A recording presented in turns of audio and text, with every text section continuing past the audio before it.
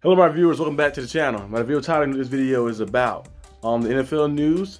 As you guys know, the schedule release is coming up this week, but first thing, like you probably see on the title from the video, Jared Goff contract extension.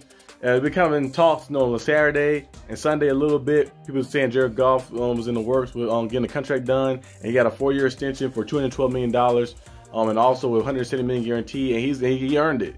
Remember the Rams? Like with the Rams, he was a good quarterback. He was a good quarterback with the Rams. Now, it wasn't enough for the Rams to go out there and win a Super Bowl, but I feel like with Detroit, they sent him there to die. They sent him there to die. They sent him there like they're trading with Detroit. And Detroit was a bad team right there. But then Coach Campbell came in and they started building some traction up and started building things up. And then now you see them being a team that really went 9-8 that one year. And then last year, they go out there, I think it was the second or third seed. They go out there, I think the third seed, yeah. Go out there and make it to the conference championship and fell short. They blew the lead against the 49ers, but they have a nice team around them, a nice young core of guys. The defense gotten better too. They add more pieces in the draft. The O-line is good as well, and they have a nice receiving core. And then Jared Goff has kind of emerged and been playing at a good level for the past 3 or 4 years. So I think them paying him to be the franchise quarterback for the long run, was he like 28 years old, I believe? Like 28, 20, I think he's 27, 28 years old. Good player, good quarterback. I think he can get the job done. I think he can get them to the Super Bowl. I don't know if he can win one, but I think he can get them there to the Super Bowl. Sometimes you might need a little luck. You need a little luck. And they have the guys around you. Amon St. Brown and the other pieces they have around them. Gibbs and stuff. One of those guys that just step up and make some plays for you, and you never know what can happen like that. So I think Jared Goff is the right choice for them in the long run. And they also still have what's the quarterback they have? Hendon Hooker. Hendon Hooker is still there too as well. Hendon Hooker, remember he had the ACL injury, with Tennessee. So he didn't really play too much last year in preseason or anything, but they still have him there too. He's a good quarterback too as well. I think he has the right potential, maybe in the long run, in the future, to be somebody. You never know what could happen. But Jared Goff is the franchise guy for them. I think a guy that can be the quarterback for the next 6-7 years. And we'll see what happens. But moving on to the next topic, we have the Ravens and Chiefs are going to be the season opener. Ravens and Chiefs are going to open the season for the NFL. As you know, the Chiefs are back-to-back Super Bowl champions. The Super Bowl champions always get the home game first on Thursday. And the Ravens and Chiefs, they faced off in the AFC Championship game in a crazy game, a battle of defenses basically. So we're going to see them match off again, and we're going to see what happens. Last time, Lamar Jackson, I like himself. In the Texans game, in the playoffs, he looked like himself. But in that AFC Championship game, he not looked like Lamar Jackson. He kind of was playing hesitant. He didn't want to go out there and use his legs. He didn't want to go out there and scramble to keep plays alive. He kind of just settled for what for a lot of different things, and it kind of didn't play his style.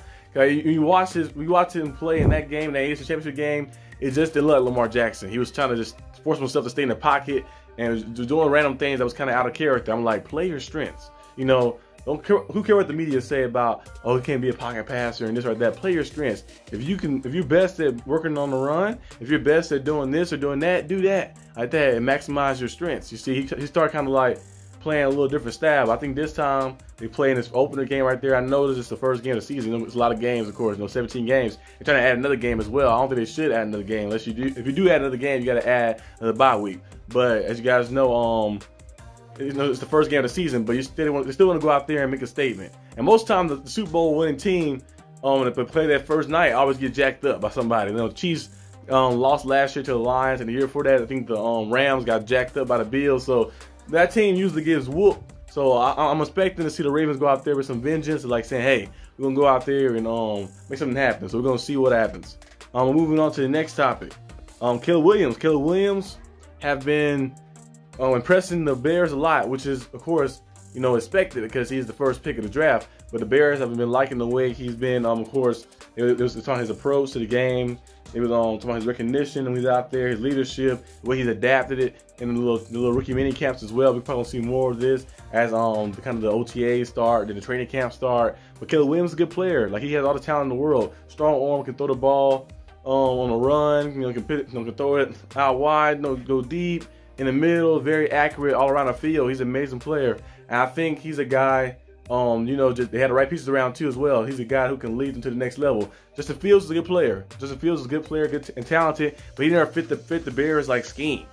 Caleb Williams fit the Bears scheme. He's gonna be that guy who's gonna extend plays, the guy with the strong arm and style they want to play in. They got Rome, who they drafted. They also got the veteran, you know, maybe future Hall of Famer, Keenan Allen, you know, 10,000 plus receiving yards in his career. They have DJ Moore on the other side as well, who's been doing a phenomenal job too. So they have these pieces. Cole Kmet as well. Daniel Swift, they signed him. Offensive line, pretty solid as well. Defense, you know, getting a little better too. They add some pieces on defense. But they have a nice little roster, nice team. They won 7 games last year. This year, I can see them winning maybe 9, 10 games, and you know, never know what could happen.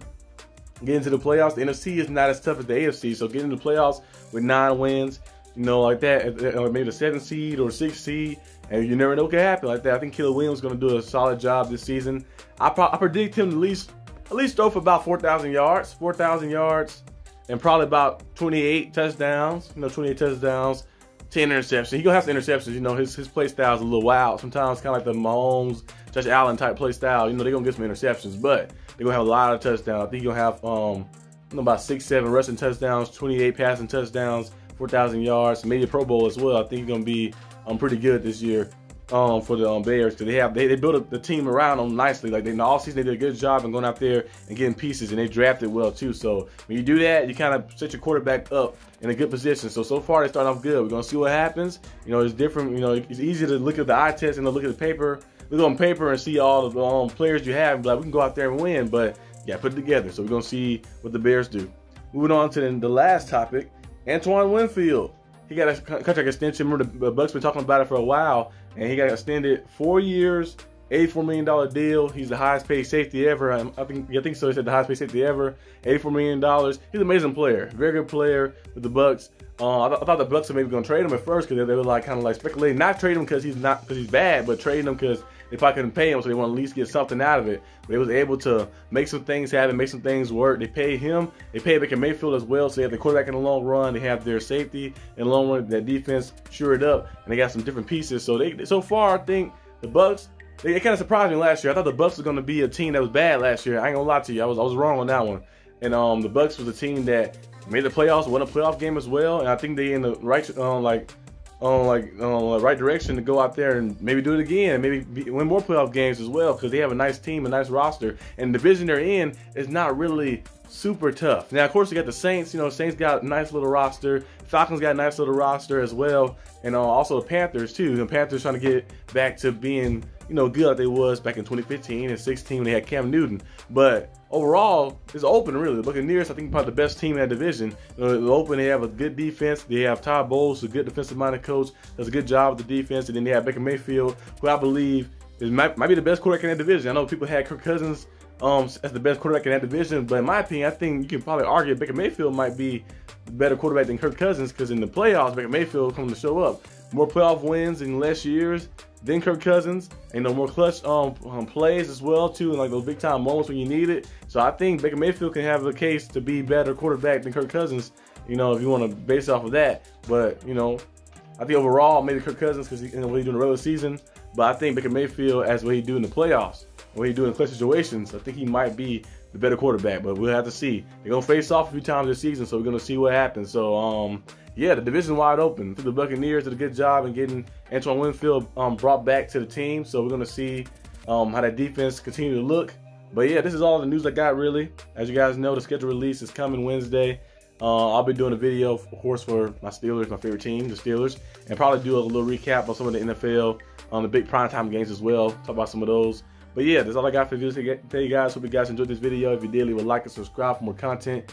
I'm making this video on Monday night, so when you guys see it, it's gonna be Tuesday. But yeah, hope you guys enjoyed it, and leave in the comment section down below what you guys are pumped up for. How many primetime games you think your favorite team is getting? I hope the Steelers, I don't know, everybody at least get Thursday night game, and Thursday and Monday. I think Thursday, Monday, and Sunday night game, everybody get one of those, but sometimes you might get a little extra. I don't know if my team playing on, on Christmas or Thanksgiving. We'll see what those games. Of course, the Cowboys and the Bears play every Thanksgiving and Christmas. I think the Lions too. I think the Cowboys, Bears, and Lions play every Thanksgiving. Seem like it.